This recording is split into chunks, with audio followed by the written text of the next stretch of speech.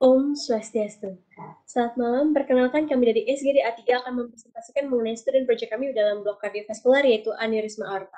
Baik, next akan dilanjutkan untuk pendahuluan dijelaskan oleh teman saya.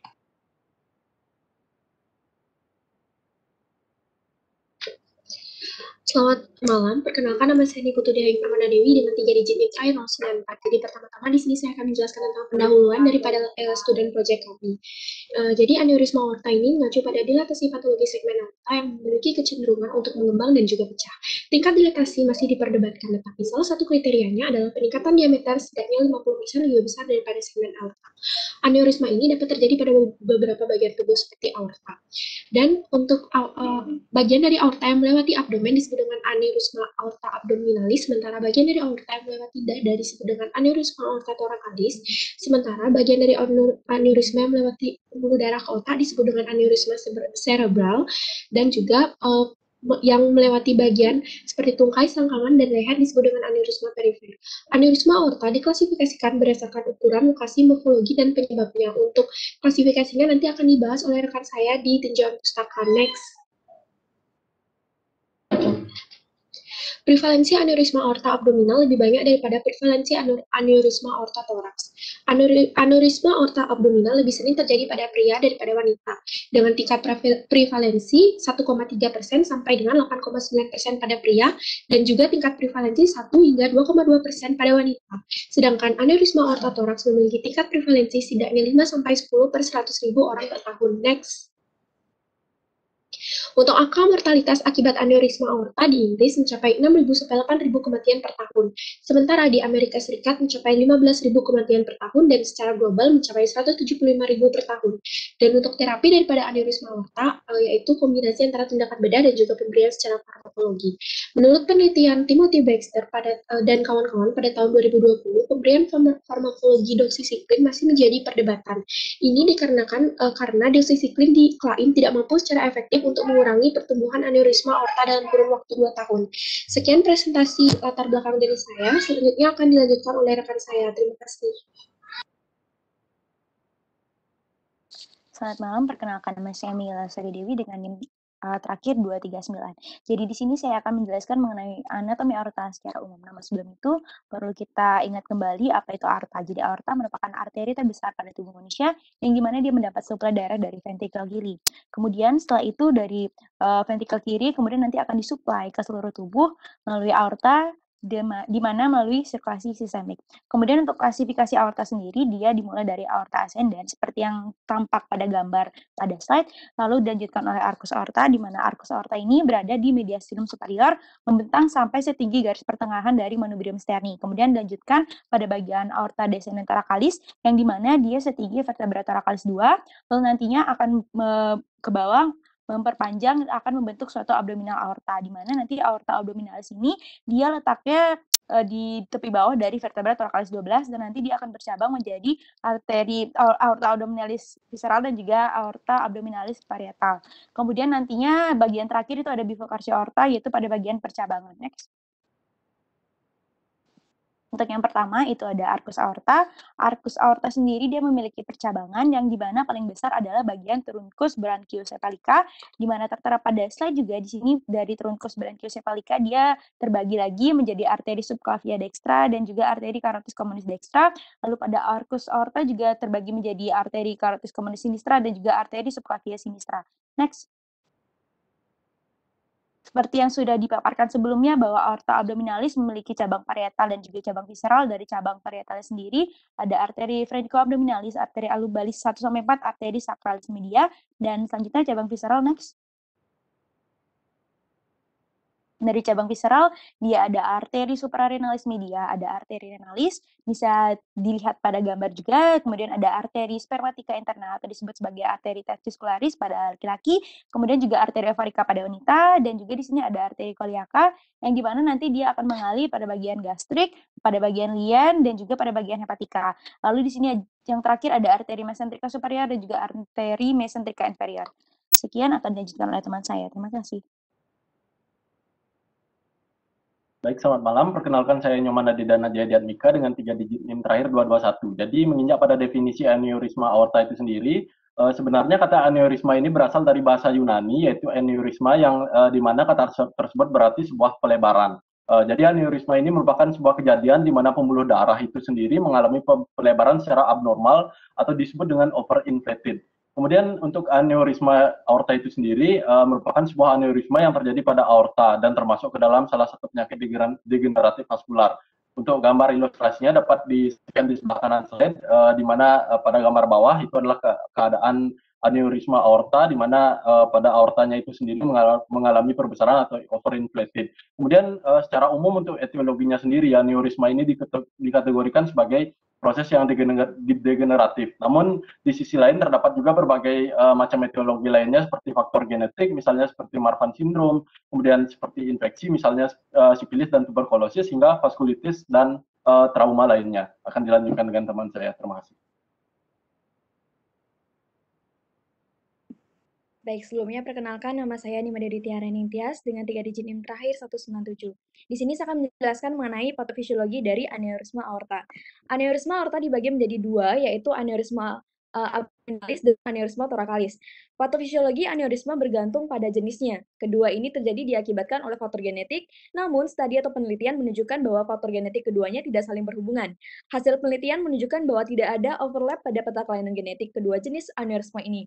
Nah, efek kelainan genetik inilah yang menyebabkan munculnya aneurisma aorta berbeda antara aneurisma aorta abdominalis dan aneurisma aorta thoracalis. Next.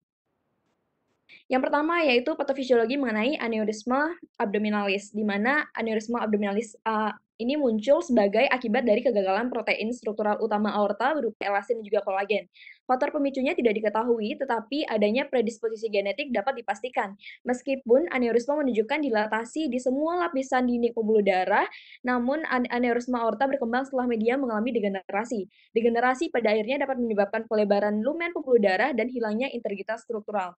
Sekitar 90% aneurisma abdominal adalah infrarenal. Kemudian sebuah program penelitian multidisiplin yang didukung oleh Institut Jantung Paru-Paru dan Darah Nasional Amerika Serikat mengidentifikasi berikut ini sebagai mekanisme yang penting dalam pengembangan aneurisma abdominal, yaitu degradasi proteolitik dan jaringan ikat dinding aorta, kemudian peradangan dan respon imun, kemudian tekanan dinding biomekanis, dan juga genetika molekuler. Demikian pula, spesimen bedah aneurisma abdominal mengungkapkan hal-hal berikut sebagai mekanisme yang penting dalam pengembangan aneurisma abdominal, yaitu peradangan dengan infiltrasi oleh limfosit dan makrofag, kemudian penipisan media, dan juga hilangnya elastin. Membahas mengenai elastin adalah elemen penahan beban utama di aorta. Kemudian dinding aorta mengandung otot polos, elastin juga kolagen yang tersusun dalam lapisan konsentris untuk menahan tekanan arteri. Jumlah lapisan elastin medial sangat berkurang dari aorta toraks proksimal ke aorta infrarenal dengan penipisan medial dan penebalan intimal. Fragmentasi dan degenerasi elastin diamati pada dinding aneurisma. Kemudian penurunan kandungan disertai perubahan histologis protein matris ini pada aneurisma dapat menjelaskan bagaimana kecenderungan pembentukan aneurisma di aorta infrarenal. Next. Selanjutnya saya akan menjelaskan mengenai patofisiologi dari aneurisma thoracalis, di mana aneurisma thoracalis ini didasari oleh terjadinya perubahan degeneratif pada dinding aorta yang dapat menyebabkan terjadinya nekrosis medial kistik atau yang sering disebut dengan Erdheim's cystic medial necrosis. Hal ini menyebabkan terjadinya kerusakan pada kolagen dan juga elastin, hilangnya sel otot polos, dan terjadinya dan juga peningkatan substansi basofilik di tunika media yang merupakan lapisan elastis aorta. Nah, kerusakan aorta thoracalis ascendens umumnya paling dipengaruhi oleh nekrosis medial kistik, sedangkan untuk aneurisma thoracalis descendens terutama diakibatkan oleh aterosklerosis. Baik, sekian penjelasan saya mengenai patofisiologi dari aneurisma aorta. Untuk presentasi selanjutnya akan dilanjutkan oleh rekan saya.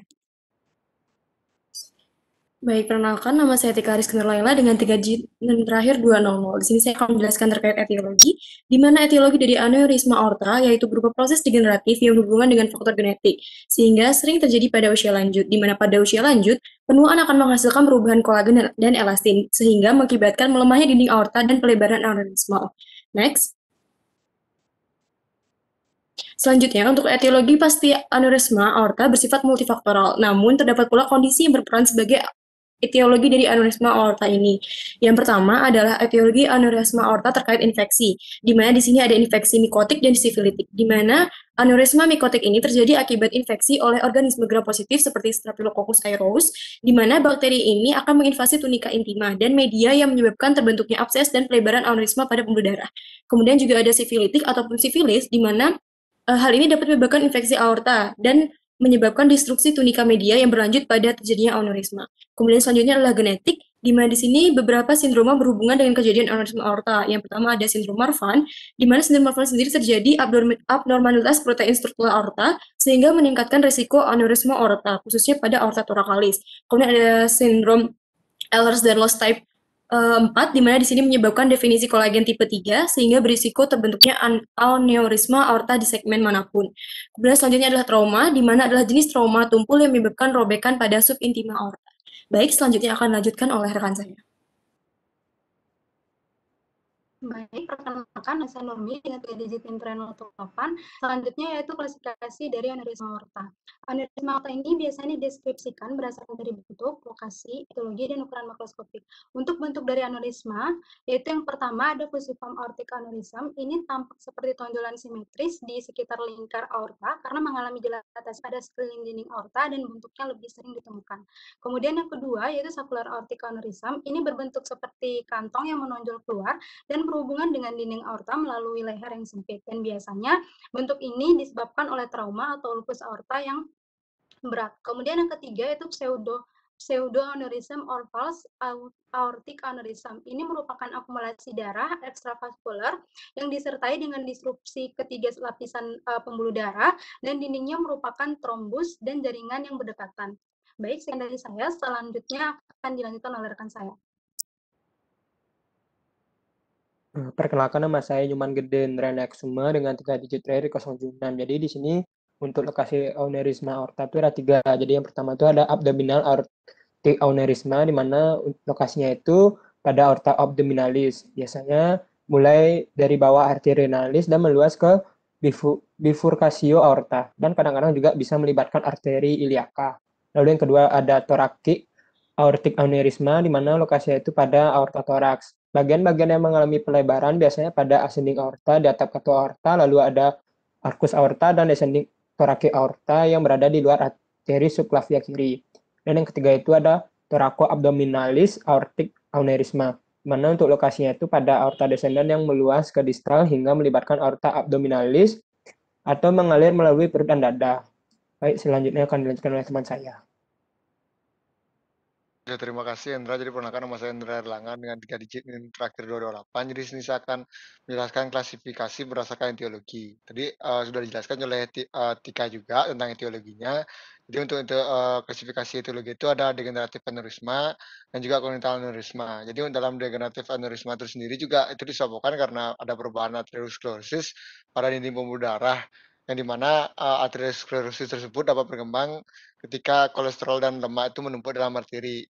Jadi hal-hal yang melibatkan terjadinya aterosklerosis itu seperti peningkatan tekanan darah, hipertensi, riwayat keluarga, predisposisi genetik, penuaan atau aging, inflamasi, dan aktivasi enzim proteolytik lokal. Kemudian untuk congenital aneurisma itu biasanya sangat jarang, sama ada juga seperti aneurisma yang berhubungan dengan arteritis dan penyakit jaringan itu sangat jarang terjadi biasanya kayak gitu. Jadi saya akan lanjutkan ke teman saya. Terima kasih.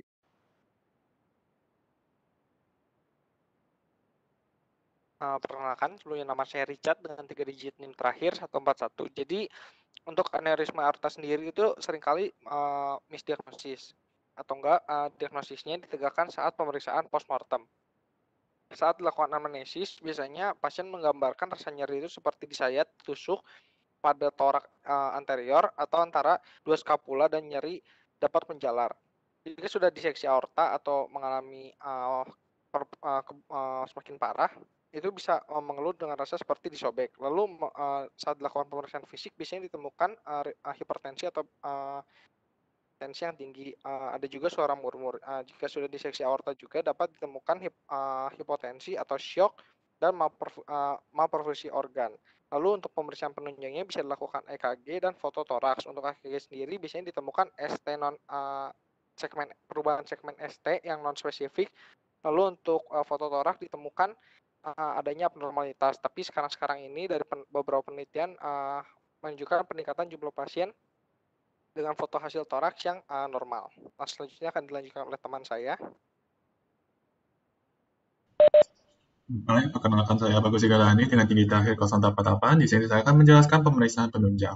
Berikut ada pemeriksaan radiologi yang dimana terutama pada kasus torak aneurisma aorta bisa dilihat dari gambar kanan di mana dari segi ascendant adanya roten gaga yang menunjukkan adanya mediastinum yang melebar dan di mana adanya bayangan yang sebelah di kanan silet jantung dan adanya konveksitas mediastinum bagian superior kanan. Nah, kalau untuk dari segi lateral itu menunjukkan adanya hilangnya ruang udara retrosternal itu sendiri. Namun, kalau pada kasus abdominal aneurisma aorta itu biasanya tidak menunjukkan dan biasanya radiografi polos ini tidak direkomendasikan karena mengakibatkan membuang waktu dan mengakibatkan pasien tersebut rupturnya semakin parah dan mengakibatkan kematian. Namun, untuk menggantikan foto toraks itu sendiri bisa digunakan dengan CT scan, yang dimana banyak dokter yang menggunakan CT scan ini untuk mendiagnosis pada aneurisma aorta itu sendiri. Yang dimana CT scan ini dengan kontras yang telah menjadi alat diagnostik yang paling banyak digunakan.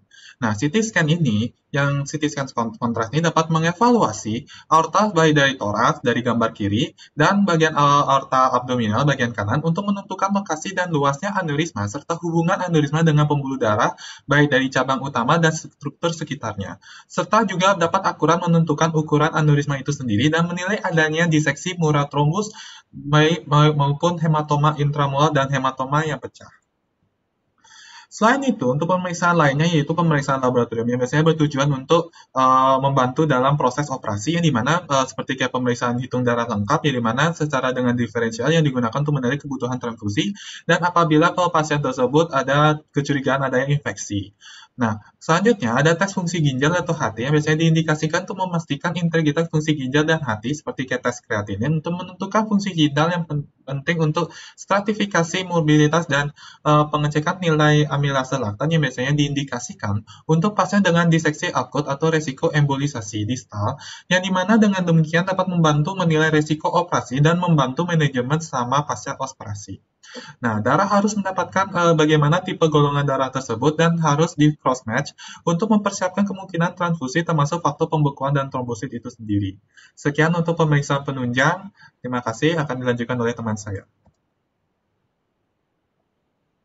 Perkenalkan, nama saya Gita Dewi dengan 3 digit internal 01. Di sini saya akan menyampaikan sedikit mengapa nantinya akan dibahas juga tata laksana, yaitu tata laksana diseksi aorta dan aneurisma aorta. Seperti tadi sudah disampaikan oleh teman saya terkait dengan patofisiologi, kemudian juga dengan etiologi dan sebagainya, di mana kita dapatkan bahwa ternyata aneurisma aorta di sini terdapat suatu kelemahan ataupun juga penipisan pada dinding dari pembuluh darah aorta, sehingga terbentuklah seperti penggumpalan atau seperti penggelembungan pada dinding aorta tersebut. Sehingga apabila penggembungan ini terus semakin membesar, hal ini dikhawatirkan dapat nantinya akan timbul komplikasi yaitu berupa diseksi aorta, di mana diseksi aorta merupakan perobekan pada dinding dalam dari pembuluh aorta. Sehingga nantinya darah yang masuk tidak hanya melalui normal yang lumen yang normal saja, namun juga bisa melalui celah perobekan daripada dinding aorta tersebut. Sehingga nantinya di sini akan dibahas lebih lanjut terkait dengan bagaimana tata laksana daripada komplikasi terhadap diseksi aorta. Kemudian selanjutnya untuk teknik-teknik daripada tata laksana aneurisma aorta di sini berdasarkan perkembangan daripada ilmu pengetahuan dan juga perkembangan teknik didapatkan adanya stent endovaskular. Stent endovaskular tersebut dimasukkan melalui arteri femoralis, kemudian arteri iliaca dan nantinya ditaruh di aorta di mana pada bagian proksimal juga pada bagian distal akan disambungkan kepada bagian yang terkena aneurisma sehingga nantinya diharapkan hal ini dapat menjadi suatu tata laksana khusus untuk aneurisma aorta. Dan untuk benefit daripada stent endovaskular ini yaitu untuk mengembalikan atau menghilangkan daripada potensi untuk kehilangan darah. Kemudian selanjutnya untuk stent endovaskular ini pun juga memiliki suatu reaksi ataupun juga resiko untuk jangka panjang, di antaranya adalah kebocoran di sekitar stent. Dan di sini berdasarkan tadi juga disampaikan oleh Yugalani terkait dengan pemeriksaan penunjang bahwa di sini disarankan untuk tetap dilakukan pemeriksaan ataupun juga evaluasi secara setiap 6 bulannya dengan menggunakan CT scan, di mana CT scan tersebut sudah sering digunakan oleh para ahli. Mungkin bisa dilanjutkan oleh teman saya. Terima kasih. Perkenalkan, saya Fristi Karisma dengan NIM 3 digit 050. Di sini saya akan melanjutkan menjelaskan mengenai tata laksana aneurisma aorta dan diseksi aorta. Untuk tata laksana aneurisma aorta pertama di sini itu ada terapi atau pengendalian faktor risiko, kemudian kedua itu kontrol tekanan darah hingga kurang dari 110 mm Hg dan juga nadi kurang dari 60 kali per menit. Kemudian yang ketiga itu ada terapi konservatif untuk aneurisma diseksi yang sistematis. Kemudian ada EVRA atau endovascular aneurysm repair, kemudian juga ada bedah koreksi terbuka atau open cervical repair. Kemudian juga ada digital subtraction angiography dan transcranial doppler sonography, dan juga ada pembedahan posisi dan craniotomy menggunakan craniotomy Petronel standar, serta ada hybrid. Next. Kemudian untuk tata laksana diseksi aorta di sini, yang pertama itu ada stabilisasi pasien di unit gawat darurat, di mana di sini perlu pemasangan 1 atau 2 jalur intravena besar untuk pemberian obat antihipertensi dan cairan. Kemudian kita lakukan pemeriksaan EKG, tes dada dan juga rongsen toraks. Kemudian di sini perlu berikan oksigen untuk mengatasi keadaan hipoksemia dan juga pertimbangan injeksi intravena analgesik yang kuat seperti morfin 5-10 mg. Kemudian di sini kita juga perlu memberikan beta blocker bagi lini pertama. Kemudian di sini juga ada penambahan obat vasodilator yaitu nitrogliserin atau sodium nitroprusid, dan kita lakukan pembedahan jika perluasan di rekta diseksi aorta itu meningkat. Sekian dari penjelasan saya. Baik, selanjutnya di sini saya akan menjelaskan kesimpulan. Aneurisma aorta merupakan aneurisma yang terjadi pada aorta dan termasuk ke dalam salah satu penyakit degeneratif vaskular. Etiologi dari aneurisma aorta meliputi aneurisma degeneratif dan juga arteriosklerosis, sementara untuk penanganannya meliputi operasi clipping dan juga endovaskular. Baik, sekian presentasi student project dengan topik aneurisma aorta dari kami. Terima kasih. Om Santi Om.